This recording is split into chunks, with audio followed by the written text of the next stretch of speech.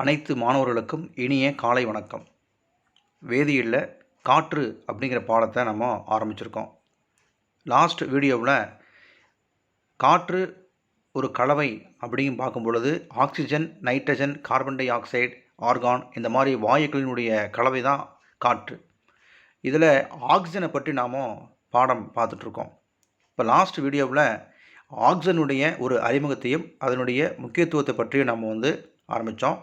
இந்த ஆக்சிஜன் தனித்த நிலையில் எப்படி கிடைக்குது, இணைந்த நிலையில் எப்படி கிடைக்குது, அதனுடைய சதவீதத்தை நாம் பார்த்தோம். இதனுடைய தொடர்ச்சியை நாம் இப்போது பார்க்கலாம். ஆக்சிஜனுடைய இயற்பியல் பண்புகள். ஆக்சிஜன் ஒரு நிறமில்லாத, மனமில்லாத, சுவை இல்லாத ஒரு வாயு. நிறம் கிடையாது, அதுக்கு ஒரு வாசனை கிடையாது, சுவையும் கிடையாது. வெப்பம் மற்றும் மின்சாரத்தை எளிதில் கடத்தாது. வெப்பத்தையும் கடத்தாது, மின்சாரத்தையும் கடத்தாது. ஆக்சிஜன் குளிர்ந்த நீரில் உடனடியாக கரையக்கூடிய தன்மை வாய்ந்தவை. காற்றை விட இது கனமானது. காற்றை விட ஆக்சிஜன் ஒரு கனமானது. அதிக அழுத்தம் மற்றும் குறைந்த வெப்பநிலைக்கு நாம் உட்படுத்தும் போது பார்த்திங்கன்னா இந்த ஆக்சிஜன் வாயு திரவமாக மாறும். அதாவது அதிக அழுத்தத்தையும் வெப்பநிலைக்கும் குறைந்த வெப்பநிலைக்கு நாம் உட்படுத்தப்படும் பொழுது இந்த வாயு திரவமாக மாறக்கூடிய தன்மை வாய்ந்தவை. இது எரிதலுக்கு துணை புரியக்கூடியது. எரிதலுக்கு துணை புரியும், ஆனால் இது எரியாது. ஆக்சிஜன் தனித்த நிலையில் எரியாது, எரிதலுக்கு துணை புரியும். மேலே பாருங்கள், உங்களுக்கு தெரியுமாவில் ஆக்சிஜனானது நைட்ரஜனை விட 2 மடங்கு நீரில் அதிகமாக கரையும் தன்மை உடையது. நைட்ரஜனை விட 2 மடங்கு நீரில் அதிகமாக கரையும் தன்மை ஆக்சிஜனுக்கு இருக்குது. நைட்ரஜனின் கரைதிறனையே ஆக்சிஜனுடைய கொண்டிருக்குமானால் கடல், ஆறு, ஏரி போன்ற நீர்நிலைகளில் வாழும் உயிரினங்களுக்கு உயிர் வாழ்தல் மிகவும் கடினமான ஒரு செயலாக இருக்கும். அதனால தான் என்ன செய்யுது, 2 மடங்கு நீரில் கரையும் தன்மை கொண்டது அப்படின்றோம். சரி, இதெல்லாம் இயற்பியல் பண்புகள். ஆக்சிஜனுடைய வேதியியல் பண்புகள் இப்போ பார்க்கலாம். முதல் பாயிண்ட் பார்த்திங்கன்னா எரிதல். இப்போ தான் சொன்னேன், எரிதலுக்கு துணை புரியுமே ஒழிய தனித்த நிலையில் எரியாது. ஆக்சிஜன் தனித்து எரியும் தன்மை அற்றது, ஆனால் பிற பொருள்களினுடைய எரிதலுக்கு துணை புரியும். ஏற்கனவே ஒரு பொருள் எரியுது அப்படின்னா இது சப்போர்ட் பண்ணும், துணை புரிஞ்சு அந்த பொருளை எரிய வைக்கவே ஒழிய தனித்த நிலையில் இது எரியாது. அப்படி பார்த்தீங்கன்னா பூமியினுள்ள வளிமண்டலத்தில் பார்த்தீங்கன்னா ஆக்சிஜன் முழுசாக என்ன ஆகும், எரிய ஆரம்பிச்சுன்னா எல்லாமே எரிஞ்சு போயிடும் இல்லையா. அதனால் தானாக எரியக்கூடிய தன்மை இல்லை. அதை தான் உங்களுக்கு தெரியுமா கொடுத்துருக்காங்க பாருங்கள். ஆக்சிஜனுக்கு தானாகவே தீப்பற்றி எரியும் தன்மை இருந்தால் நமது வளிமண்டலத்தில் உள்ள ஆக்சிஜன் முழுவதுமாக என்ன ஆகும், எரியுவதற்கு ஒரு தீக்குச்சி போதும்ங்கிறான். கம்ப்ளீட்டாக எல்லாமே எரிஞ்சு போயிடும், நாம் யாருமே இருக்க முடியாது. சரி, இதுதான் எரிதல். உலோகங்களுடைய வினை. எதெல்லாம் உலோகங்கள் எதெல்லாம் அலோகங்கள் அப்படிங்கிறத நம்ம சென்ற பாடத்துலேயே நம்ம தெரிஞ்சுக்கிட்டோம். இங்கே உலோகங்கள்னால் என்னென்ன எடுத்துக்காட்டுகள் கொடுத்துருக்காங்க அப்படின்னா சோடியம், பொட்டாசியம், மெக்னீசியம், அலுமினியம், இரும்பு, இது எல்லா உலோகங்கள் தான். இந்த மாதிரி உலோகங்களுடன் ஆக்சிஜன் வேதிவினை புரிந்து அதனுடைய ஆக்சைடுகளாக தருகிறது. என்ன உலோகம் ஆக்சிஜனோட சேருதோ அந்த உலோகத்தினுடைய ஆக்சைடுகளாக அது மாறும், விளைபொருளை தரும். எந்த உலோகமோ அது உலோக ஆக்சைடுகள் தரும். இப்போ சோடியம் அப்படின்னா சோடியம் ஆக்சைடு, பொட்டாசியத்தோட வினை புரிஞ்சால் பொட்டாசியம் ஆக்சைடு, மெக்னீசியத்தோட வினை புரிந்தால் மெக்னீசியம் ஆக்சைடு, அலுமினியத்தோட வினைபுரிந்தால் அலுமினியம் ஆக்சைடு, இரும்பு ஆக்சைடு, இந்த மாதிரி அந்த உலோகத்தினுடைய ஆக்சைடுகளை விளைபொருளாக தரும். இப்படி வரக்கூடிய இந்த விளைபொருள்கள் பொதுவாக காரத்தன்மை வாய்ந்தவையாக இருக்கும். ஆனால் இவை ஒவ்வொன்றும் ஆக்சிஜன் வேறுபட்ட வினைத்திறனுடன் செயல்படுகிறது. ஒவ்வொரு திறன் ஒவ்வொன்றுக்கும் ஒவ்வொரு மாதிரி இருக்கும். சரி, உலோகம் கூட்டல் ஆக்சிஜன் சேர்ந்த என்ன கிடைக்கும், உலோக ஆக்சைடுகள். இப்போ என்ன எடுத்துக்காட்டு, சோடியத்தோட ஆக்சிஜன் சேர்ந்தால் சோடியம் ஆக்சைடு இது கிடைக்கும். சரி, இந்த மாதிரி உங்களுக்கு வேறு என்ன எக்ஸாம்பிள் கொடுத்துருக்காங்க அப்படின்னா அங்கே ஒரு அட்டவணை இருக்குது பாருங்கள். என்னென்ன உலோகத்துடன் எந்தெந்த வெப்பநிலையில் வினைபுரிந்து என்னென்ன விளைபொருளை தரும். இப்போ தான் சொன்னேன், எந்த உலோகத்துடன் வினைபுரிந்தால் கிடைக்கக்கூடிய விளைபொருள் ஆக்சைடு. கேனா பொட்டாசியம், அறை வெப்பநிலையில் பொட்டாசியம் ஆக்சைடு K2O கிடைக்கும். மெக்னீசியத்தோட வினைபுரியுது, அதாவது மெதுவாக வெப்பப்படுத்துதல் மூலியமாக மெக்னீசியம் ஆக்சைடு MgO அப்படிங்கிற விளைபொருள் கிடைக்கும். கால்சியத்தோட மெதுவாக வெப்பப்படுத்துதல் கால்சியம் ஆக்சைடு CaO எஃப்இனா இரும்பு, சியூனா வந்து தாமிரம், ஏஜினா வந்து சில்வர். அதிக வெப்பநிலையில் உட்படுத்தப்பட்டு எஃப்இ அயன் ஆக்சைடு அங்கே தப்பாக கொடுத்துருக்குறாங்க, அது வந்து இரும்பு ஆக்சைடாக இருக்கணும், இரும்பு ஆக்சைடு. அடுத்தது சியூ காப்பர், அப்போ என்ன காப்பர் ஆக்சைடு. ஏஜினா சில்வர், சில்வர் ஆக்சைடு. மேலே வந்து குப்ரிக் ஆக்சைடுங்கிறது வந்து தப்பு, அங்கே வந்து இரும்பு ஆக்சைடுங்கிறது வரணும் தமிழ் மீடியத்தில். சரி, ஏயு தங்கம், பிடினா பிளாட்டினம். இந்த உலோகங்களுடன் வந்து அதிக வெப்பத்திலுமே ஆக்சிஜனோட வினை புரியாது கேட்பாங்க. வினை புரியாத ஆக்சிஜனோட வினை புரியாத உலோகங்கள் எதுன்னு கேட்டாங்கன்னா ஏயு தங்கமும் பிளாட்டினமும் தான். அடுத்தது அலோகங்கள். எதெல்லாம் அலோகங்கள் உங்களுக்கு தெரியும்? Hydrogen, nitrogen, carbon, sulphur, phosphorus போன்ற அலோகங்களுடன் ஆக்சிஜன் வினைபுரிந்து அமிலத்தன்மை வாய்ந்த அலோக ஆக்சைடுகளை உருவாக்கும். அங்கே உலோகத்துடன் வினைபுரிந்து உலோக ஆக்சைடுகள், இங்கே அலோகத்துடன் வினைபுரிந்து அலோக ஆக்சைடுகளை உருவாக்கும். உலோகத்துடன் வினைபுரிந்து கிடைக்கக்கூடிய அந்த விளைபொருள் காரத்தன்மை வாய்ந்தவை, அலோகத்துடன் வினைபுரிந்து கிடைக்கக்கூடிய அந்த விளைபொருள் அமிலத்தன்மை வாய்ந்தவை. சரி, இப்போ அலோகம் கூட்டல் ஆக்சிஜனோட சேர்ந்து அலோக ஆக்சைடு உருவாக்குது. இப்போ உதாரணம் சி கார்பன், கார்பன் ஆக்சிஜன் சேர்ந்து கார்பன் டை ஆக்சைடுங்கிற விளைபொருளை கிடைக்கிறது. சரி, வேறு என்னென்ன உலோகங்கள் வினைபுரியுது? சி கார்பனோட சேர்ந்து carbon dioxide CO2, N நைட்ரஜனுடன் சேர்ந்து நைட்ரிக் ஆக்சைடுகள், எஸ்னா sulphur, sulphur dioxide SO2 கிடைக்கும். பினா பாஸ்பரஸ், பாஸ்பரஸோடு வினைபுரிந்து பாஸ்பரஸ் ட்ரை ஆக்சைடு P2O3.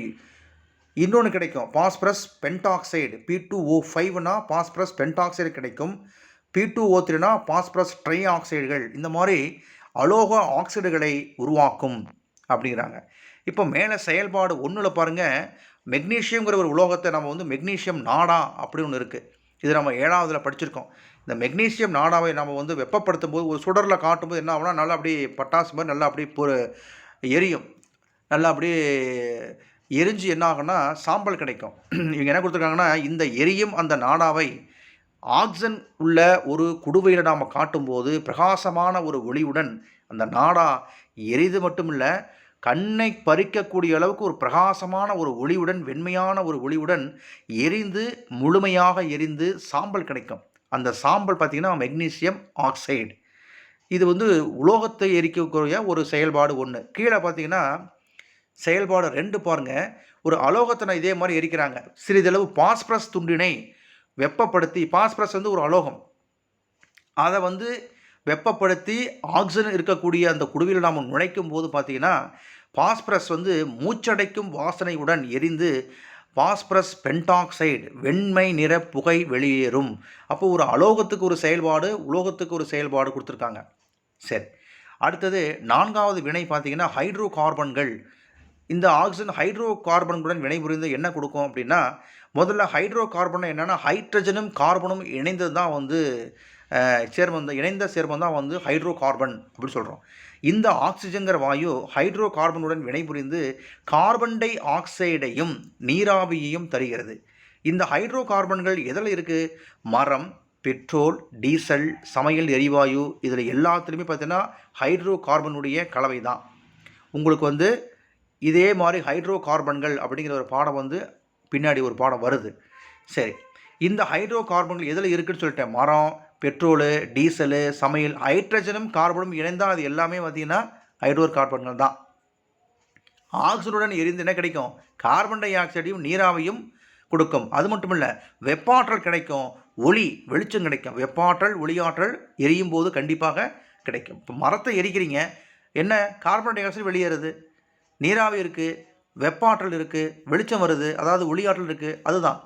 சரி, ஹைட்ரோ கார்பன் கூட்டல் ஆக்சிஜனோட சேர்ந்து CO2 கார்பன் டை ஆக்சைடு கிடைக்கும், கூட்டல் நீராவி கிடைக்கும், ப்ளஸ் வெப்பாற்றல் ஒளியாற்றல் கூடவே கிடைக்கும். அடுத்தது துருப்பிடித்தல். இது நம்ம போன வருஷமே படித்தோம். துருப்பிடிப்பது எதனால் துருப்பிடிக்கிறது? இரும்பு பொருள்கள் மழையிலேயோ ஈரப்பதத்திலோ இருக்கும்போது அதில் சில நாட்கள் போகும்போது ஒரு செம்பழுப்பு நிற ஒரு படலம் உருவாகும். வீட்டிலே நீங்கள் அது மாதிரி பார்த்துருக்கலாம். அந்த செம்பழுப்பு நிற படலம் தான் வந்து இரும்பு ஆக்சைடு அப்படின்னு சொல்லுவோம். அப்போது இரும்பு துருப்பிடிப்பதற்கு அவசியமான சொல்லி பார்த்திங்கன்னா ஆக்சிஜன் மற்றும் நீர், இது ரெண்டும் இரும்போடு வினைபுரியும் போது இரும்பு துருப்பிடிக்கும். காற்று மற்றும் ஈரப்பதத்தின் முன்னிலையில் இரும்பு அதனுடைய நீரேறிய ஆக்சைடாக மாறும் இந்த நிகழ்வு துருப்பிடித்தல். துரு அப்படிங்கிறது நீரேறிய இரும்பு 2 ஆக்சைடு ஆகுங்கிறாங்க. அந்த வினை பாருங்கள். முதல்ல இரும்பு Feங்கிறது இரும்பு ஆக்சைடோடு சேர்ந்து இரும்பு ஆக்சைடாக மாறுது. அப்புறம் நீர் மூலக்கூறு வினை புரிந்து பார்த்தீங்கன்னா Fe2O3 XH2O.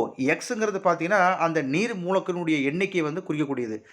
அதுதான் சொல்லுவாங்க. அதுதான் வந்து துருங்கிறது Fe2O3 XH2O. அந்த எக்ஸுங்கிற இடத்துல நீர் எத்தனை மூலக்கூறுகள் அப்படிங்கிறத அங்கே குறிக்கணும்.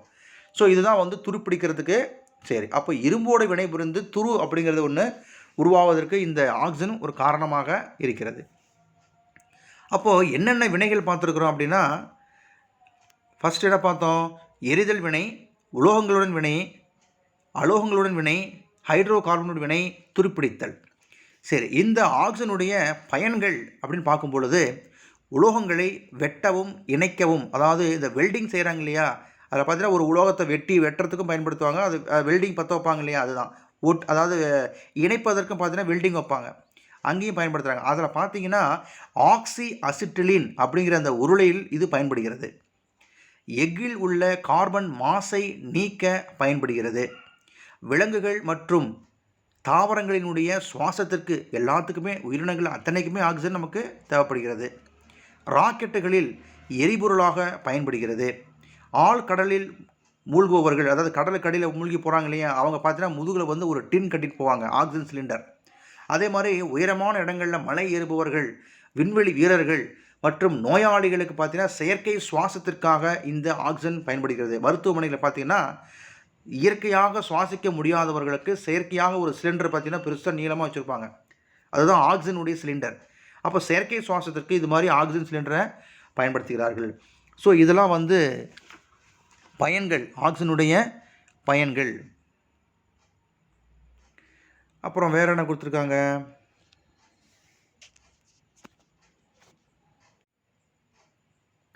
கரித்தூளுடன் ஆக்சிஜனை இணைத்து வெடிமருந்து தயாரிக்க பயன்படுகிறது.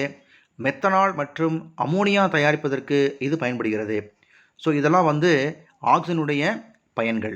ஸோ இன்றைக்கி நாம் என்ன பார்த்துருக்கோம் அப்படின்னா, ஆக்சிஜனுடைய இயற்பியல் பண்புகள் பார்த்துருக்கோம், ஆக்சிஜனுடைய வேதியியல் பண்புகள் பார்த்துருக்கோம், ஆக்சிஜனுடைய பயன்களை பார்த்துருக்கோம்.